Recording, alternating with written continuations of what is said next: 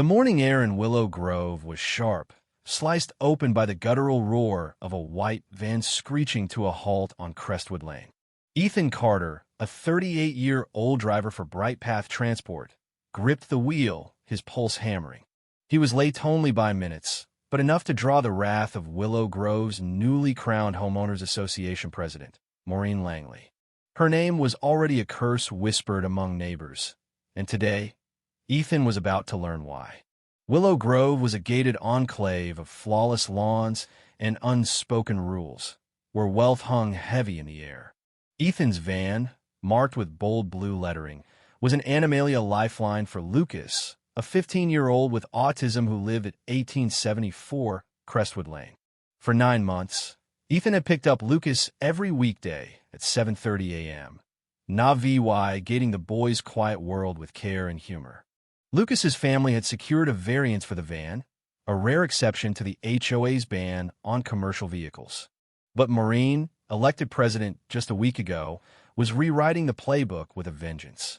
As Ethan opened the van's side door, Maureen emerged from the shadows like a predator. Her crimson blazer was immaculate, her blonde bob razor-sharp, and the clipboard in her hand was wielded like a scepter. "Ew," she barked, her voice piercing the morning calm. "What do you think you're doing parking that in my neighborhood?" Ethan forced a tight smile, his instincts screaming caution. "Morning, ma'am. I'm picking up Lucas for school, same as always. His family has a variance." "Variance?" Maureen scoffed, flipping through her clipboard with a flourish. "I see no record of any variance. Commercial vehicles are prohibited in Willow Grove. Section 14, paragraph 3. Remove this monstrosity, or I'll have it towed." Ethan's stomach twisted, but he kept his voice steady. "Ma'am, the pre-VYS board approved the variance. It's been in place since I started this route. If you check, I'm the board now," Maureen snapped, stepping closer, her heels clicking like gunfire on the pavement. "You have 3 minutes to leave, or I'm calling my towing company." Inside the van, Lucas fidgeted with his straps, his eyes darting nervously. Ethan gave him a quick nod. "Hang tight, buddy. We'll sort this out." Turning back to Maureen, he tried again. "Lucas needs to get to school. He's got therapy today. Surely there's an exception for special needs transport." Maureen's laugh was icy. "Exceptions? If I let every sob story bend the rules, this place would look like a junkyard. Rules are rules, Mr. Carter." Ethan Carter. "Well, Mr. Carter, find another route. Or another job." She planted herself in front of the van, arms crossed, immovable. Lucas's mother, Sarah, burst from the house, her face a mix of panic and fury. "What's happening? Ethan, is Lucas okay?" Maureen spun, her clipboard raised like a weapon. "Mrs. Thompson, your driver is violating our bylaws. This vehicle is banned, and you're getting a citation." Sarah's jaw dropped. "A citation? We have a variance.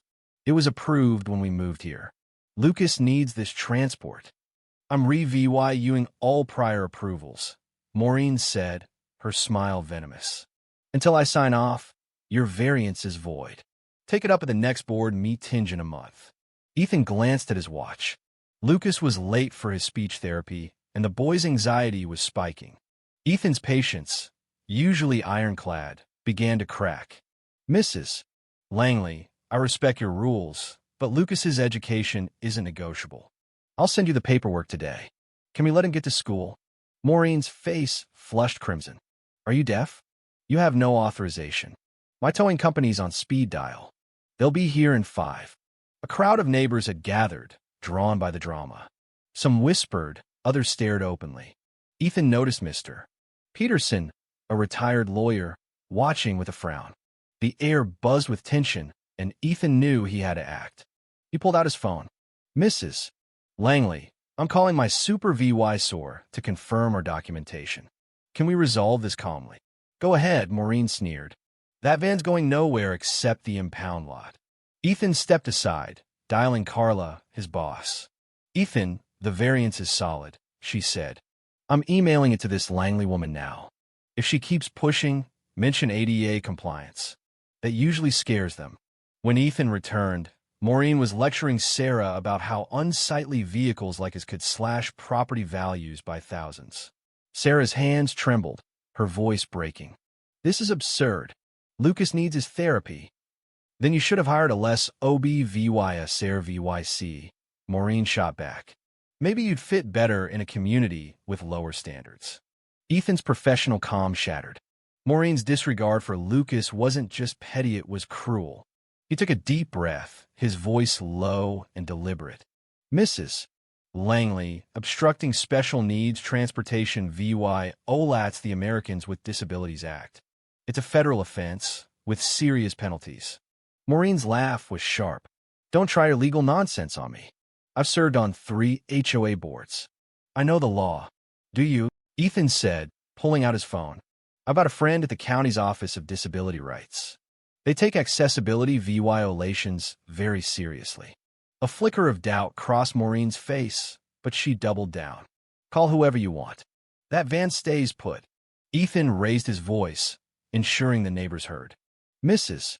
Langley, are you stating, in front of witnesses, that you're physically preventing me from transporting a disabled child to school?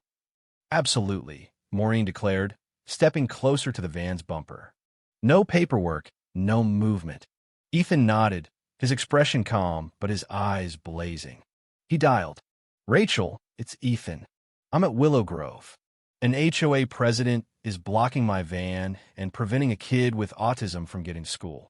She's been told about ADA compliance, but won't budge. Address is 1874 Crestwood Lane. He met Maureen's gaze. Rachel's with the county's Special Investigations Unit.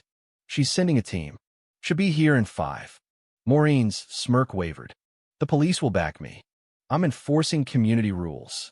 Maybe, Ethan said, leaning against the van. But Rachel's team specializes in vulnerable populations. They don't mess around. Sirens wailed in the distance, faster than Ethan expected. 2 patrol cars and an unmarked sedan pulled up, lights flashing. Maureen's clipboard trembled in her hands. Rachel, a no-nonsense investigator who'd worked with Ethan before, stepped out. Ethan, what's going on?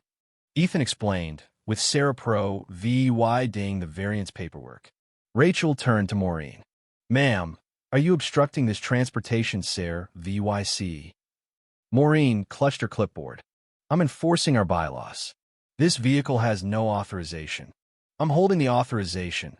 Rachel cut in, showing the variance. Blocking special needs, transport VY OLAT state and federal law. Step aside, or we'll escalate. Maureen's voice rose, shrill. I'm the HOA president. I have authority. You don't have authority to break federal law, Rachel said, her tone like ice. Move, or you'll be arrested. Maureen's face twisted in disbelief. Arrested? This is outrageous. I'm calling my lawyer. She fumbled with her phone, hands shaking. Do it, Rachel said. But step aside now. When Maureen refused, ranting about property values, Rachel nodded to the officers. Mrs. Langley, you're under arrest for obstruction and disorderly conduct. As the officers cuffed her, Maureen shrieked. This will ruin me. I'm on a charity gala board. The neighbors watched, some suppressing smiles. Rachel turned to Ethan. You're clear. Get Lucas to school. We'll need statements later. Ethan thanked her, his relief immense. He got Lucas on his way, 20 minutes late. Sarah hugged him, tears streaming. Thank you for standing up for him. 2 weeks later, Ethan received a letter. Maureen faced charges of obstruction and interference with educational access, with due law $20,000 in fines and a restraining order barring her from interfering with Lucas's transport. An emergency HOA meeting had ousted her as president unanimously. DRI VYing past Willow Grove's Community Center a month later. Ethan saw workers scraping Maureen's name from the president's parking sign. Across the street, Maureen sat in her BMW, her face a mask of fury and defeat. Her reign was over, but for Ethan, the win was about Lucas, a kid who deserved to be fought for, no matter the cost. If you were the one in this story, how would you react? Would you stand up and fight back, or accept the unreasonable pressure and control from the HOA? Share your thoughts in the comments below. And don't forget to subscribe, like, and share this VY Deo with more people. Your small action gives us the motivation to keep bringing you more intense and engaging stories. Thanks for watching, and we'll see you in the next VY Deo.